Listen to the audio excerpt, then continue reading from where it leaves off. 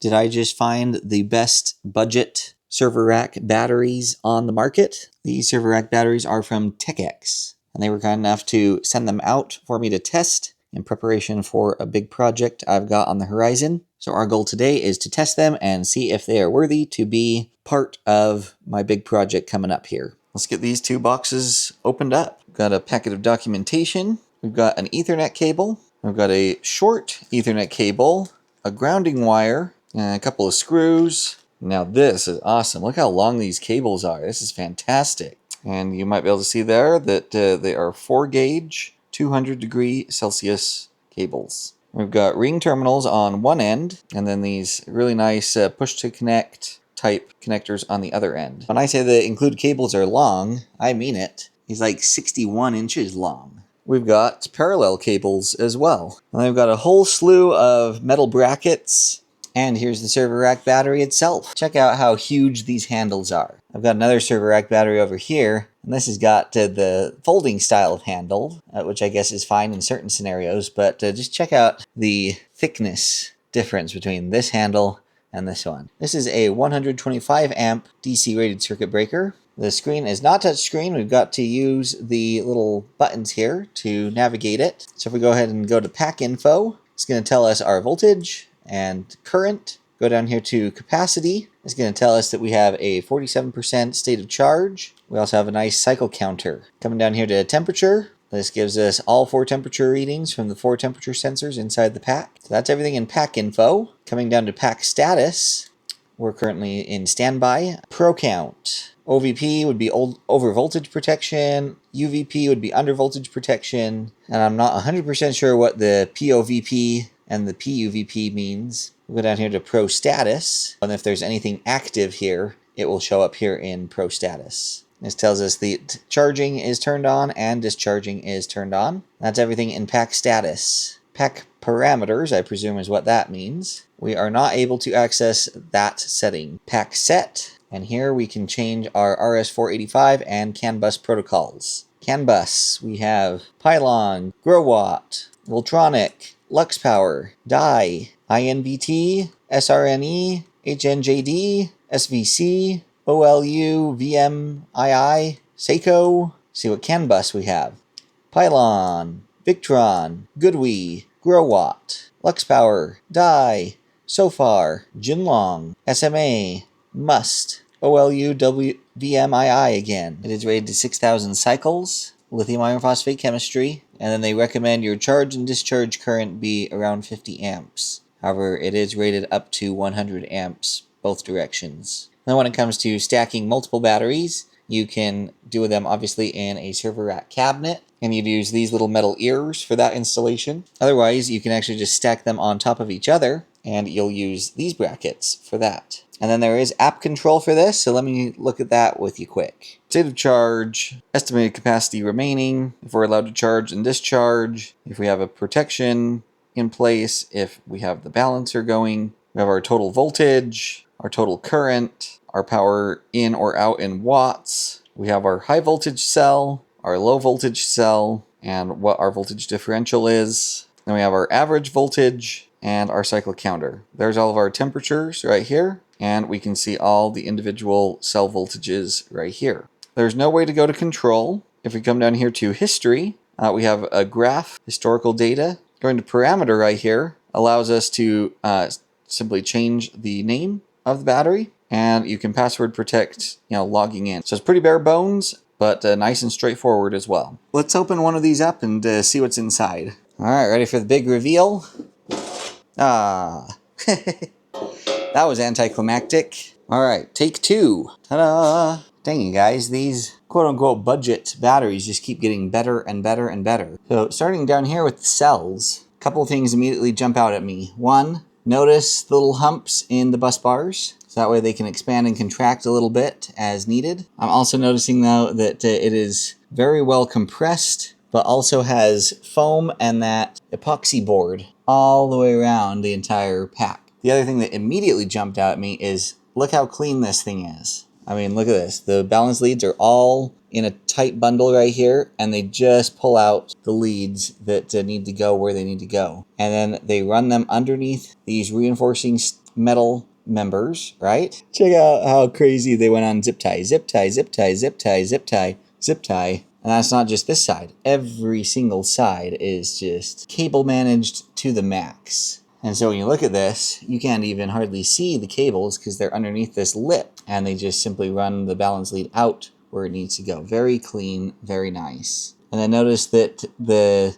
bundle of cables has this armored coating around them to keep it safe from abrasions and what have you. And we've got a really excellent spread on the temperature sensors. Love seeing this. So we have a temperature sensor clear down here. We have another one right here in the middle, one more in the middle, and then we have another one up here on the front. And then check this out, you guys. Our main negative comes off right here, and it goes into this giant bus bar. It goes underneath this metal right here, comes over here, and then ties into the BMS. But look, they've got it tied in with yet another bus bar. So that keeps this super clean and nice right here. Coming out of the BMS down there, it does go into 2 wire conductors that feed the main negative. Then we do have a chunky main positive cable coming out through the circuit breaker and then coming over and feeding the main positive terminals. Now, unfortunately, I can't see what gauge wire this is because they've gone the extra mile and put this armored coating on the cable. They've done that for the negatives down there, and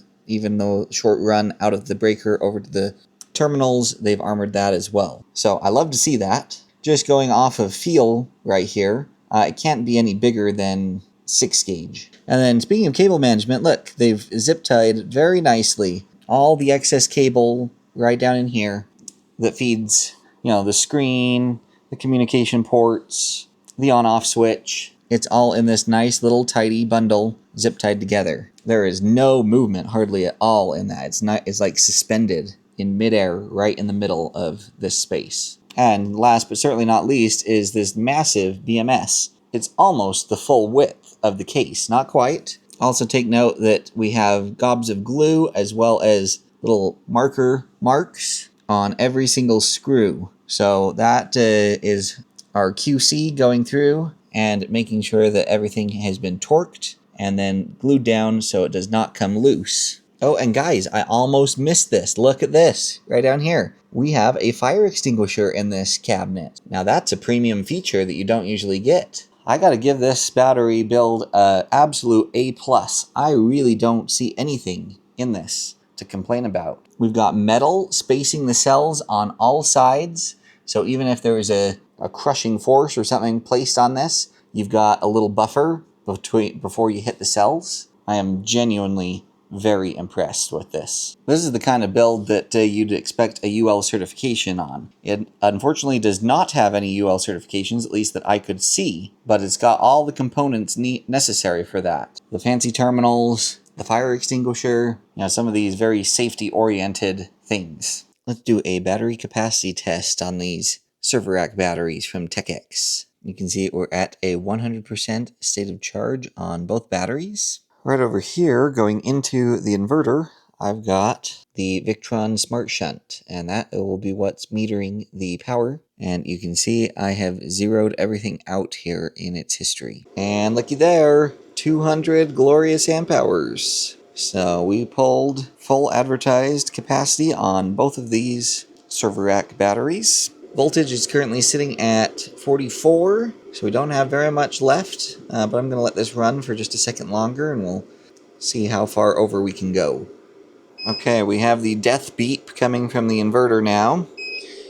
And you can see our voltage is dropping pretty darn quickly here at 202.2 amp hours. So we could probably eke out another 1 or 2 amp hours, but I'm going to call it quits at this point. So let's install these brackets next. So just make sure that you orient it correctly when putting it on. Okay, and there we have it. All 4 brackets installed. So you've got this hole and this extra depth so that when this sits on top of another battery, these little pokey things will go in those holes and it'll lock them in place. So very simple design, but works really well. And here it is, all stacked up, you guys. I really like these brackets. I like the fact that I can stack these without getting a giant, huge cabinet of some kind. But I also like that they are compatible with cabinets if you so desire. What do you guys think? Sound off in the comments. Do you like this method of stacking server rack batteries? Do you prefer a cabinet? Let me know what you guys prefer and why. Let's test internal communications. So first we need to just make sure that everything is programmed right. So we're going to come to pack set, hit enter on that. And then I'm going to use CAN bus. So we'll go to this and let's do lux power. It says set OK. So that's good. We'll do the same thing with the second pack here. We'll go ahead and do lux power here. Then we're going to take this cable right here. And according to the instruction manual, we need to come off COM B here for the parallel on the master battery, which will be the top one, and go into COM A on the first battery in parallel with it.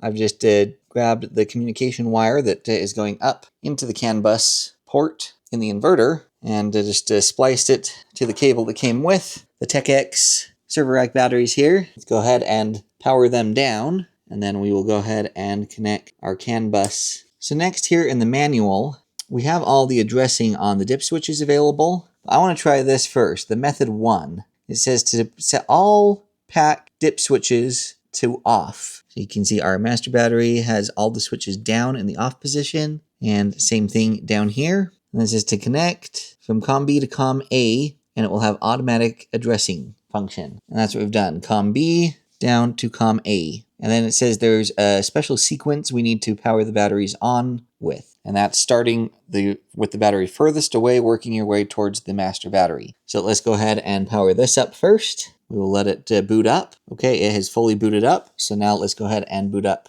the next pack. And now we got to jump up here to the 12,000 XP. Go to the common tab up here. And then right there where it says lead acid battery, we're going to change it to lithium battery. And then it's asking us lithium type. We're going to change this so that we are on protocol 6 Lux. We'll go ahead and set that. And if we back out of this, look at that. We've got closed loop communication. We have a state of charge of 100%. And then if you take a look here in the EG4 monitoring app, you can see we've got a state of charge registering at 100% right here. And if we scroll down here, you can see that it is detecting that the batteries are in parallel. There's 2 of them. We have a battery capacity of 200 amp hours. It has a self-imposed limit charge current of 22 amps and a discharge limit of 200 amps. So yeah, communication with these TechEx server rack batteries and the EG4 12,000 XP works absolutely flawlessly. So final pros and cons on these TechEx server rack batteries. Let's start with the pros first. Absolute fantastic build construction. Everything from the handles, to these awesome little rack units, to the interior build quality, plus nice things like a built-in fire extinguisher. So you basically have all the features of a UL listed battery, so sadly this doesn't have the magic sticker, but a very safe, high-quality battery, as far as I can tell. I love the internal communications. It has a whole bunch of them, and they work exceptionally well. App control is a nice bonus, especially because, and this will kind of give you a sneak preview of some of the cons, the screen is okay, but I personally feel like it's a little clunky. It's also pretty cool that it is compatible with Wi-Fi, I discovered. So if you are trying to monitor your batteries in an off-grid cabin from somewhere else, you can get remote monitoring. The downside is you have your batteries connecting to the Wi-Fi. I also love that they include parallel cables with each battery, as well as these incredibly long cables that can be used to connect to an inverter or bus bar or something. And then final big pro is cost. For what these batteries bring and what's included with each one, you can't beat the cost. I mean, these are a really good bang for the buck. Let's talk about cons for just a minute. As I alluded to, I'm grateful that there is a screen, but this is not my most favorite screen. I don't like having to hit the escape button to wake it up, then hit enter to go see the pack info. That gives me my voltage and my current, but I can't see my capacity without going down and then going into there, and then I see my capacity. Personally, I would love to see this home screen right here just default to voltage, amps, state of charge, and maybe, general temperature. And then have this menu button pull this menu up when I press that. That would make the screen much, much better. That way I can see all the status that I need to see generally immediately on the home screen. And then I can go through and sift through different information if I want to in the menu. And then the only other con that I can think of kind of goes with a Pro, and that is these nice push-to-connect connectors. So for ease and simplicity, you really can't beat those. However, it becomes a little bit of a challenge if you're trying to integrate these batteries, in kind of a DIY fashion, because you need special connectors that usually most of us don't have kicking around. So that can be somewhat of an inconvenience. Now, on the heels of that, I need to be sure and recognize that TechEx provides you with, an extra connector on some really nice cable that you can easily cut and terminate to your liking. That's my list. Sound off in the comments on what you guys noticed and saw and what you think is a pro and a con. I'll have links to these down in the description, as well as any coupon codes I can get for you. I also have links to where you can submit a guaranteed to be answered question to me, as well as schedule an online video consultation. So be sure and take advantage of those opportunities. And you'll want to for sure be subscribed, because you're going to want to see how I integrate these batteries in a system. And it may not necessarily be this particular tower of power. I'm excited to show you that coming up here. So all of you stay tuned, stay safe, and we'll catch y'all next time.